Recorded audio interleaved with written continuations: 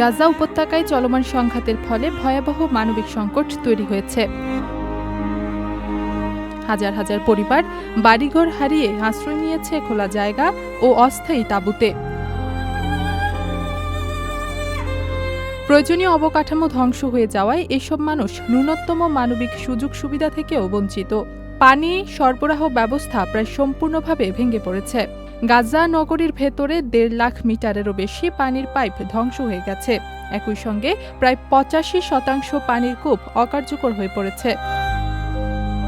পানি বিশুদ্ধকরণ প্ল্যান্ট পুরোপুরি ধ্বংস হওয়ার নিরাপদ পানির সংকট চরম আকার ধারণ করেছে। ফলে দূষিত পানি ব্যবহারে বাড়ছে পানিবাহিত রোগের ঝুঁকি। অন্যদিকে বর্জ্য ব্যবস্থাপনায়ও কার্যত বন্ধ হয়ে গেছে। নতুন রিন গভীর থেকে পরিষ্কার করে কাপড়কে রাখে নতুনের মতো উজ্জ্বল। নতুন রিন অ্যাডভান্সড পাউডার। গাজার পূর্বাঞ্চলে নির্ধারিত বর্জ্য ফেলার স্থানে প্রবেশে বাধা থাকায় শহরের বিভিন্ন এলাকায় আবর্জনা স্তূপ জমে উঠেছে। পুরো গাজা উপত্যকায় জমে থাকা বর্জ্যের পরিমাণ 7 লাখ টনের বেশি। এর মধ্যে শুধু গাজা নগরীতেই জমেছে 3.5 লাখ টনেরও বেশি বর্জ্য। এই পরিস্থিতিতে পরিবেশ দূষণের পাশাপাশি মারাত্মক স্বাস্থ্য ঝুঁকি তৈরি হয়েছে। পানি, স্যানিটেশন ও বাসস্থানের এই সংকট গাজাবাসীদের জীবনে আরও দুর্বিষহ করে তুলেছে।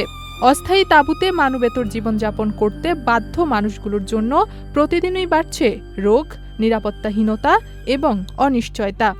গাজায় মানবিক সংকট এখন চরম পর্যায়ে পৌঁছেছে। ইথিলা কবির প্রমা, চ্যানেল আই।